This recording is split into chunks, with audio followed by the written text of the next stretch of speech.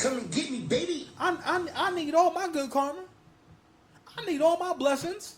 I need everything coming to me. You know what I'm saying? First of all, I snap my fingers. You forget that you ever gay.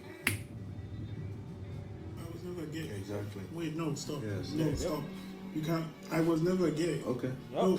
You think I have somebody I love in the bricks? I'm hitting buttons. That's a combo. I'm just hitting buttons, my nigga. Anyway, the loser mindset. Okay, because the thing is, all right, I'm gonna keep making this point, right? Drake goes through the same shit that Hove used to go through.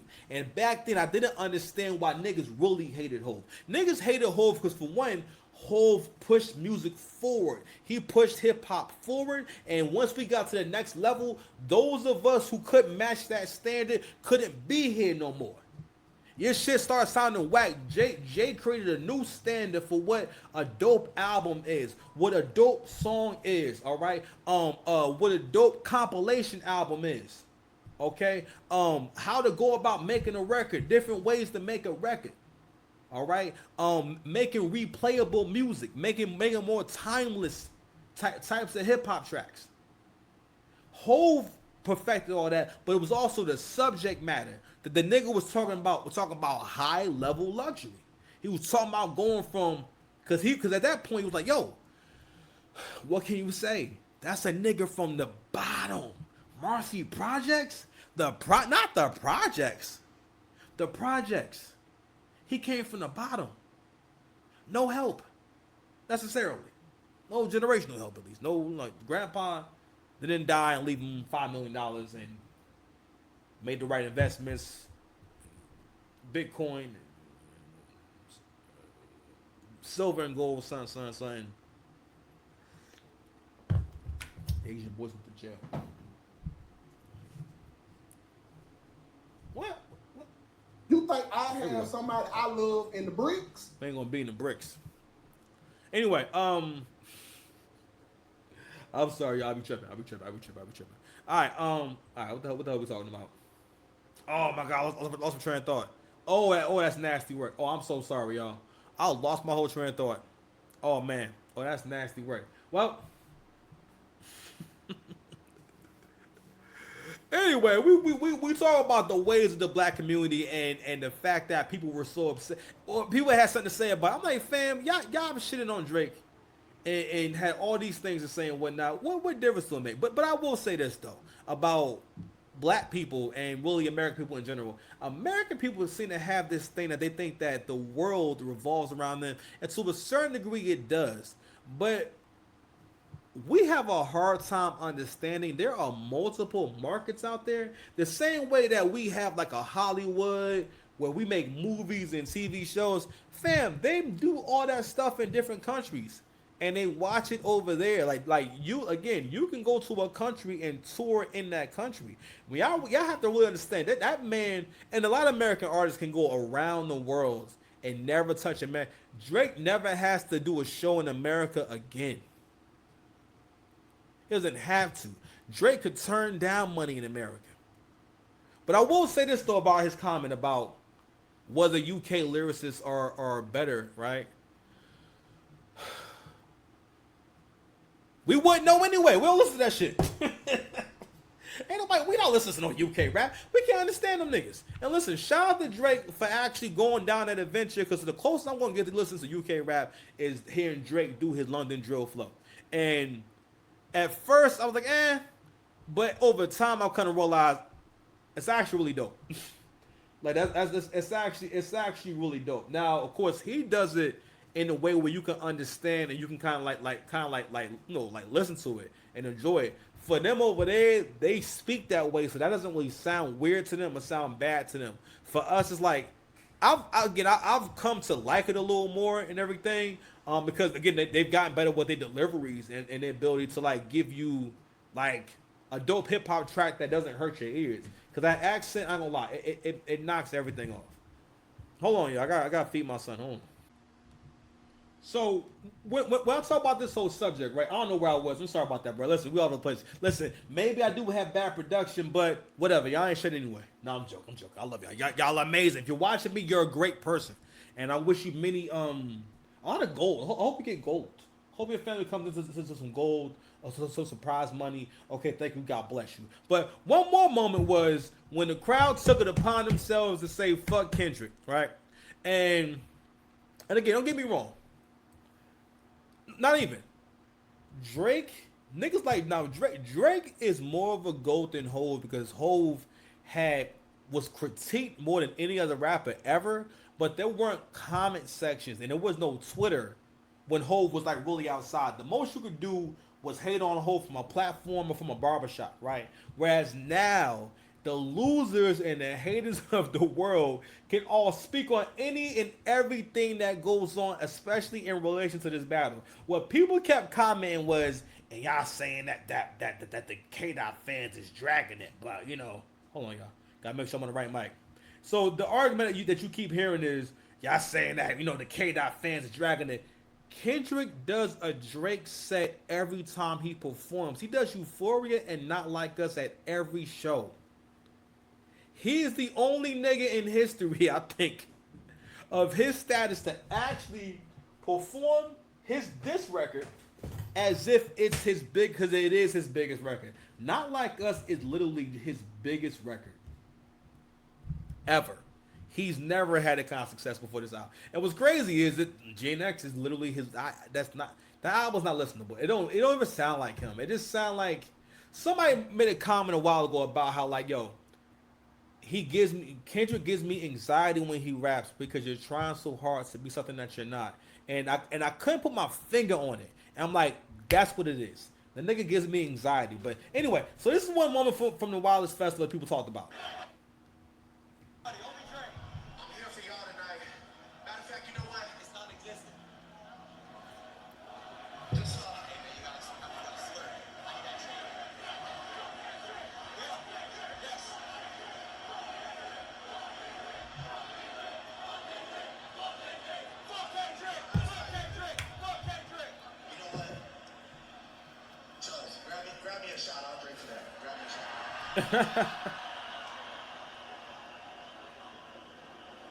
Give me a six. 3 different vibes.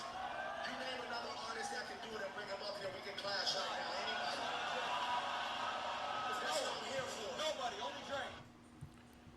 All right. I don't know. I don't know if y'all realize this nigga brought out Lauryn Hill to the way. Matter of fact, we're gonna get into Drake's set, this legendary set at the Wildest Festival in a moment, and this nigga showing the levels. Cause the thing is this, bro. It's one thing to perform records that you're being told to listen to, versus it being a moment. You understand? Yo, like that nigga brought out Lauryn Hill, nothing to do with Kendrick. He bought the girl that sings "I won't walk 1,000 miles." I'm gonna play that in a second too. Who the fuck does that? You know what I'm saying? Who the hell does that? But anyway, so I wanted to get into that moment right there because I wanted to get into the whole commentary around that moment, right? Now, mind you, he didn't bring that up. He didn't tell him to do that. That was actually Aiden Ross was the one who started that chant. And what we got to see, hold on, y'all. I don't like that light too much.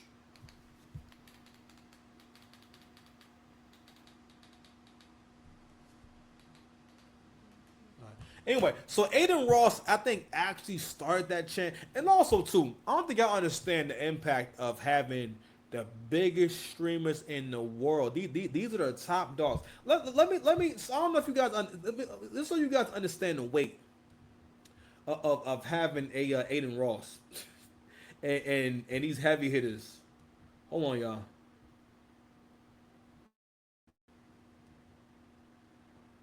Come on, dogs. 1 second.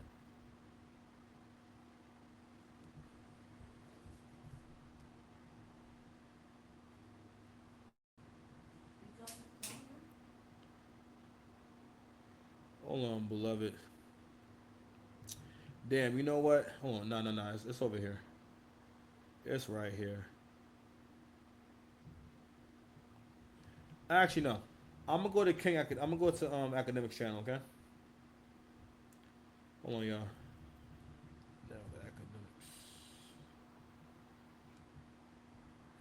Okay. So I want you guys to hear this conversation that these guys are having. First of all, I'm trying to understand, like,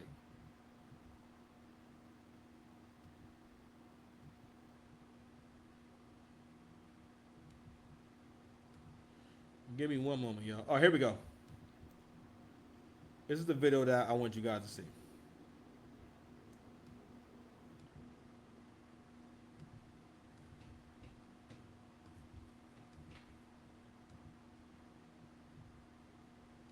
This video right here. Okay, so I made last stream 31,000 in 2 hours. Okay, no, I made $250 a minute. Babe, go play. Okay, okay. Do the show, babe. If you did the math, I did a subathon for 30 days. Probably $250 a minute. Oh my God. These amounts of money don't even sound real, but that's how many people are watching his stream that he can get that many donations. And I think it's called subscriptions. So people can pay and subscribe to your channel. I don't know, but basically, people can give money during the stream. So these streamers are so big. Did you hear what he said? I made $31,000 in 2 hours. I can't wrap my. It sounds like they're just making up numbers. Honestly, that's how much money these young guys are getting, bro. Yeah. Okay. Oh, because you know me, I make 15,000 an hour. Oh, my KCIP, yeah. 15,000 times 24. 50,000. If I do a subathon. So. Should we pick one? You heard what that number is. What the fuck that mean then? I'll give you 10%. All right. This is the same dude who interviewed Trump. You understand that, right? This is the moment where reality hits. There's black culture, excuse me, and nigga logic, and you know all that, right? And then there's the real world. A lot of things about black culture is not based upon how the real world goes. That nigga know what he doing. Hold on, man. Let me find this post real quick, yo. Of this girl, cause I gotta play this. I gotta play that again. I gotta play that shit again, bro. Hold on, yo. This one right here.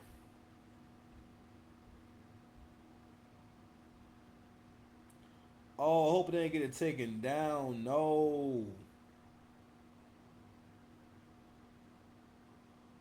They got taken down, man. But fuck it. The Iceman branding, the ice truck is certainly a choice during this political climate, so that was interesting to me. Well, I think that the branding, the Iceman branding, the ice truck is certainly a choice during this political climate, so that was interesting to me. Well, I think that the branding, the Iceman This is the same. Now again, I can't find a full clip. I guess the dude that I bookmarked her from, wherever he got her from, is down. Let me see something real quick. Maybe they have it. Oh, boom! Here we go. connect with youth, emphasis on try, but at a certain point, This right here, oddly enough, this actually is culture. This is one of the moments where y'all express and show you know that Drake is a black dude, because she definitely is talking about this nigga like he a nigga. Basically, she's doing everything she can to minimize his talent, his success, despite that he is more talented and more successful and more of a sustainable brand than any other rapper in the world, including Kendrick. She basically is speaking about him as if he's a hack, as if basically, you know what I realized? So I was riding around today, right? And I'm like, you know what? People in the loser mindset, in their mind, every time they see a person that's doing well, they look at them like Lex Luthor. They look at them as if they're because especially with like women, because women see life as if they're in a movie and everyone has a role and everyone's a silhouette. Shout out to CGA. Right. And when you get to thinking like that, you want to create archetypes for yourself. And one archetype is the villain. Someone has to be the villain in your life. And I was like, yo, y'all look at people with money like Lex Luthor and the people you like Superman. Because in the Superman story, right? If it's a Superman story, if Lex Luthor feeds a whole country in Africa, it wouldn't just be Lex Luthor feeds the whole country in Africa. It becomes, what's he doing to the African native? Is he poisoning them? Why is he doing that? Now, mind you, he could just do it and that's it and never talk about it. Matter of fact, he didn't tell you about it. You found out. And that shit could be a whole story. Because of who Lex Luthor is supposed to be in the Superman story, that will be investigated. Superman may go over to Africa to find out, are y'all okay? What's he doing to y'all, right? And that's kind of how y'all look at even like someone like Drake. Y'all niggas are acting like Kendrick is Superman and Drake is this Lex Luthor character. And cause that's how people talked about these Kendrick records. I'm like, nigga, that is your fantasy. A big part of liking Kendrick and being in Kendrick is a big part of it is fantasy. It's not real. It's not authentic. You don't. It's not authentic.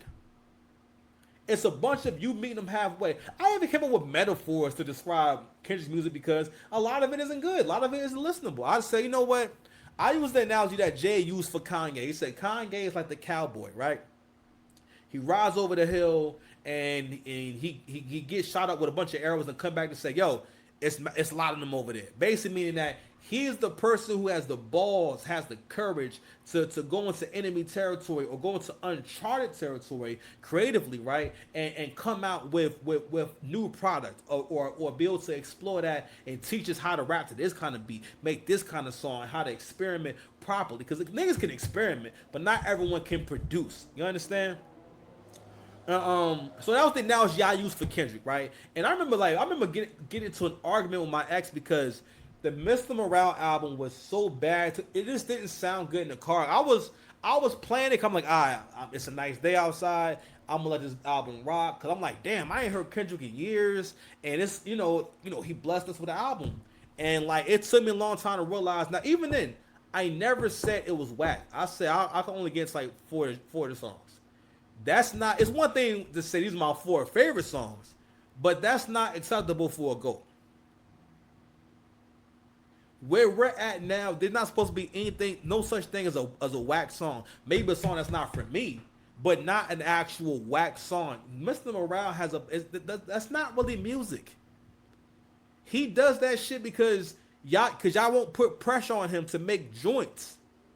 Damn is his best album because you could play that shit in the car. It got movement to it. It got motion to it. The I don't give a fuck. The Element shit, that shit is fly. The Rihanna shit, that's fly.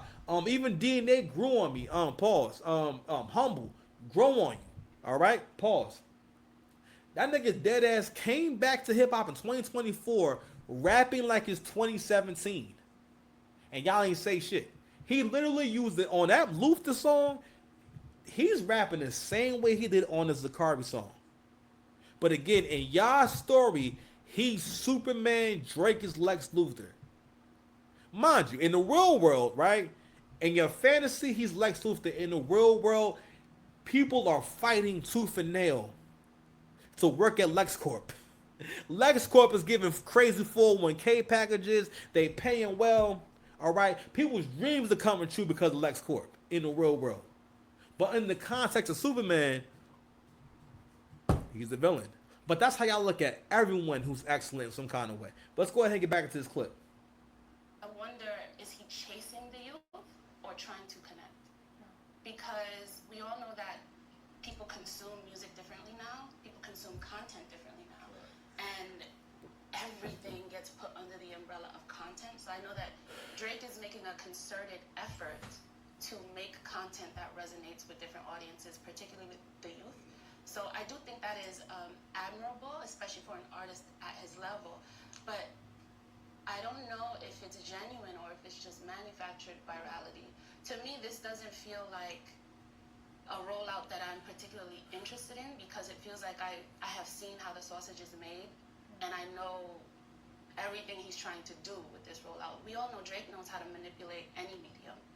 And I think his greatest feat is his curatorial skills rather than his creator skills. I think he has great taste.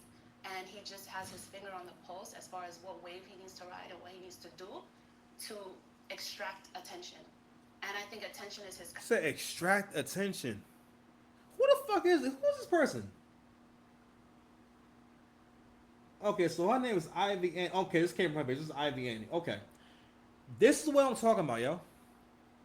This is black culture on so many levels. For one, again, this is how black women get. This is how black women treat men in relationships. This is how they look at you in relationships. What she basically did was try to take everything good. She basically said the fact that he has enough sensibility to explore music in a way where he goes around the world and is listening to rap and from other countries to the point where he's building relationships not only with the artists there but the market and also learning that style of music. And Angry Man made a really good point about this. That's called being really talented. A lot of artists cannot rap in different styles at all. That's one of the reasons why Drake is better than Hov. There was no such thing as I rap, I do this one thing, and no one else could do it. I saw a post the other day about basically because I think that the dance that Drake is doing in the What Did I Miss video is not his dance. The Baby did the dance, and the Baby has a record where he's going Let's Go, and the point is, this see what I'm talking about. He's a vulture. What and it dawned on me earlier about what greatness and what being excellent and what going to the top actually is, what it looks like. Being amazing at what you do, being great at what you do, leveling up is not a parade. It dawned on me the other day. When you are one of the strong, people don't have no consideration for you. People don't have compassion for you. People are not worried about you. They don't worry about you to the point where they don't realize you are constantly trying to hurt that person. Because you're going past not caring for them. Now you're attacking, saying, all right, well, let's see how strong you really are, right? Goddamn, they're in the hour mark of the show. But that's what goes on. Greatness is not a parade. As soon as you get up to that level, you get. That's why they always talk about how much more hate you get. I had so many experiences just getting a slightly better car, by just being able to leave my job and start a business. Now, listen, I ate off that business, and I could have kept it, but I wanted to do this, and I wanted to start over. Cause listen, I was going through my growing pains. Everyone has trouble with their first business. I say, you know what? If I can start over, I'm starting over again. I'm doing a different business, and maybe I'll do an agency again later on, because I have options. I set myself up lovely. It's one of my taglines I say in my head. I don't really say it out loud, but every time I think about like smart things I did, I say I set myself up lovely. Okay, but I wanted to get into that video again because that's what greatness is, okay? It is you busting your ass, you working hard and everyone, and especially with content. What's crazy is, she said, is this a forced viral moment? Basically, is this real? Is this manufactured? Is this authentic? First of all, she couldn't give it, well, for one, she didn't give any, she didn't really say anything. I guess the basis was, first thing she said, it was about being genuine. The whole idea is, again, with black folks, the more light-skinned you are, the more successful you are, the less trustworthy you are for some reason. Because again, people always make this point. If Drake was a dark-skinned nigga with dreads or braids, y'all would call him the GOAT and say he's the most talented nigga ever. But because he light-skinned and he's biracial, rather than now, if it's anyone else, that nigga could say my great grandfather was black, and y'all will go around saying, "Hey, did you know? Did you know?" When I found out that Kamala Harris is not actually black, that blew my freaking mind. That blew my mind, bro. I still don't understand. Because she looked black and but yo, despite that, listen, she has identified as Asian American since the last election. She has never told you until this election. She has never said, I am an African American woman. Okay? Anyway, no, but You think I have somebody I love in the bricks? you understand? All right, let's see what else we got here, man. I think that might have been it, man, for Twitter. Hmm. Oh, sorry, babe. I'm gonna give you the We're gonna have the burritos in a second. I'm almost done doing the show. I'm almost done cooking these boys, Levi. I had to cook these boys. All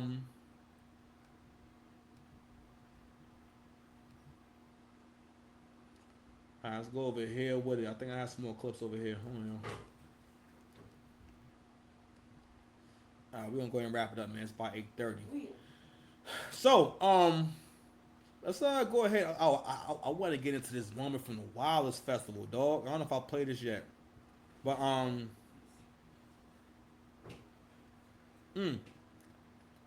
Oh no, we actually got a few joints to get into. Hold on, y'all.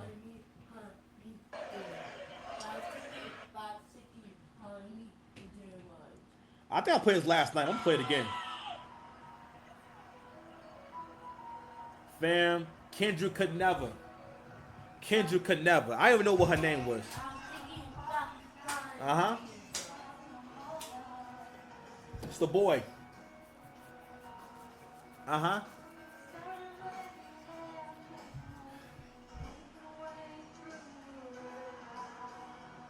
Hey, hey, hey, hey. Uh-huh. Okay. Let's go.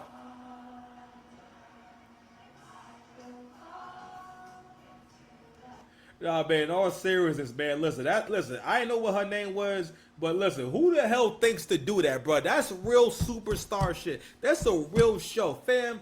The guest spots that this man had on the show is crazy. First of all, you know what? Drake, he do got curatorial? Is that what she said? Cuticle. He has cuticle skills. All right? That nigga he put Sexy Red in context. All right? Because he was smart enough to know Sexy Red is good for this right here. Sooner or later, her cookies get crushed. That's right. And sooner or later, her cookies get crushed. That's right. All right, exactly. He found the perfect context for her right here. Is not singing very much and not rapping very much. Matter of fact, Sexy Red needs to only be an effect that you hear, or like a just keep on the hook. All right, like he made Sexy Red look fly. You understand? And I enjoyed that. That's the most I've enjoyed Sexy Red since she dropped that baby. I ain't gonna lie. After Sexy Red had that baby, I became way bigger fan of Sexy Red. I ain't gonna hold you. Shout out to DDG. What I'm asking is, does anybody in here have a fucked up ex? That's all I want to know. This is from the DDG stream. Better not put that goddamn camera on me, bitch. I ain't going back on my balls for that shit. Think of that person. Take a second. Take a second. I want you to visualize. Yeah, almost visualize all those nights that you Ah. up. DDG got mad at his cameraman after he put the camera on him after Drake asked the crowd if they have a Psycho X. Let me tell y'all something, yo. These niggas are streaming. These niggas is getting money to the point where they got a cameraman to go streaming with, bro. He don't even got to hold the camera. You know what? That's how we finna do it, too. Your boy finna start Twitch streaming in a little bit. You know what I'm saying? I'm trying to tell you, I'm finna be in these streets, my G. You understand? But anywho, I think that's all I got for right now that I wanted to talk about. Oh, but before we go, I got a few more clips, man. Hold on, here we go. Kendrick Lamar. Bad food, yo. Absolutely not. His music don't touch the souls of the South. Yes, it do. So it don't make us move down here. I ain't never heard nobody jump across. Say, man, bump that Kendrick. I done heard him say. I done heard him say bump that Drake now. Yeah. See, I don't know the context, nothing like that, but again, that's the culture. That wasn't about Drake. That was just about being at odds with the black man, going against the black man. The black man say this, and then you say this. God damn it! All right, but that shit right there, that's a lack of cooperation. Okay, a lot of black men get caught up in this trap of going back and forth about shit that don't even matter. All right, and this is one more thing. Actually, I'm sorry, no, but I saw. Oh, yeah, here we go. This is shit right here. So these are a few comments from Drake's comment about the UK, right? So this is No Child Left Behind. This is George Bush, and it says uncultured American swine who never actually listened to UK music, calling it trash. They wasn't saying that when they were eating off his features / talents, ungrateful pieces of ish. Okay? And somebody wrote this, and this right here, this speaks to the mindset that's prevalent in the black community. Again, you got this Lex Luthor Superman type mindset when it comes to people you like and you don't like. The nigga said the reason why people in America, and this is this guy's response to why people in America turned on Drake. They turned on him because he's an F-boy. He crossed everyone in the business that he's had dealings with in one way or another. He's foul. And I'll repeat, it's because his feelings are hurt, don't give him the right to blatantly lie to his fans. Even in the people in the UK would say that he's dumb for saying this. And what's crazy, and again, this is how niggas are arguing. And again, let me tell you, let's explain why before we go. If you find yourself being great, right? You know what I'm saying? Hold on. Someone needs a place to stay for the holidays. These niggas be needing a place to stay. If you find yourself in this situation, you have to understand why this person is saying so. First and foremost, they're trying to morph you into a version of yourself that's easier for them to defeat because they can't fuck with you. All right? Also, they're doing that because they don't want to feel bad about who they are. But most importantly, and then this is one of the fallouts, the consequences of feminine leadership. It breeds all these people who can't even have a conversation. You literally feel as though you can tell other people what to think, and that everyone has to have the same opinion as you. But before we go, let's go ahead and touch on this clips thing, because I'm like, you know what? I got a few more minutes. I got a few more minutes. All right. Let's talk about this clips thing right here. All right. Let's go ahead and go over this chains and whips thing. So one stat. Here's an interesting stat. Y'all remember when y'all was talking ish about the Drake? Hold on a second.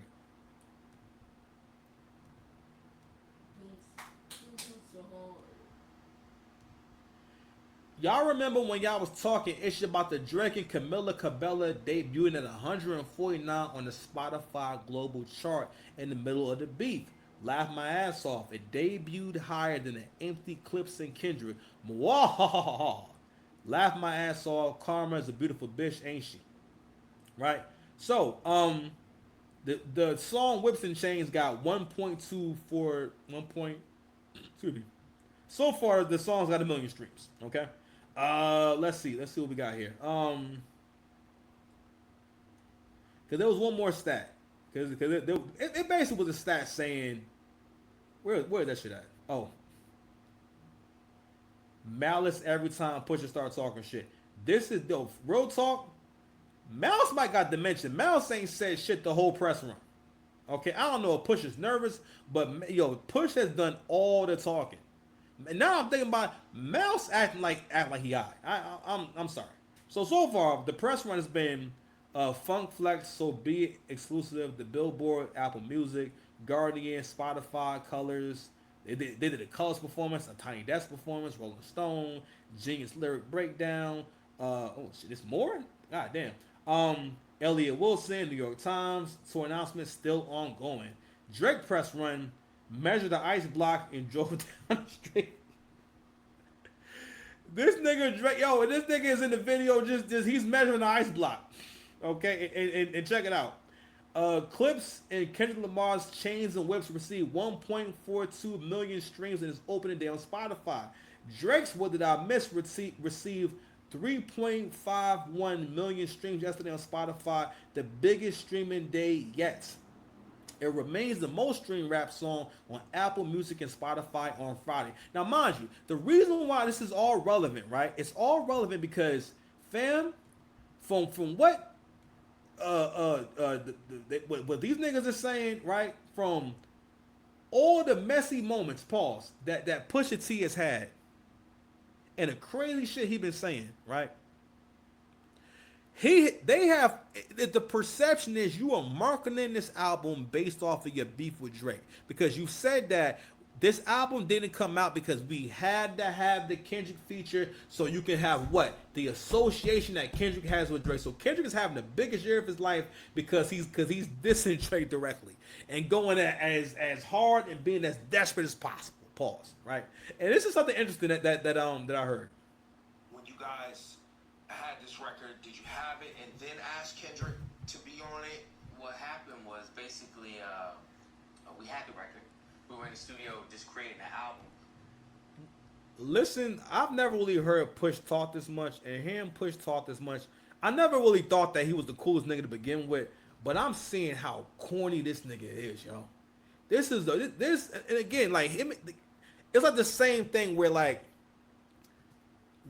they know that they're getting over and they're taking full advantage of the fact that you guys are letting them get over with bullshit. Because these interviews are all, and that's the thing about being interviewed. The interviewer has to talk to you like you're important.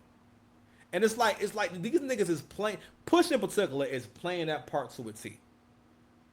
You would think Push was the multi-platinum, super accomplished. Them niggas can't sell half the tickets for any venue that they're booked for right now.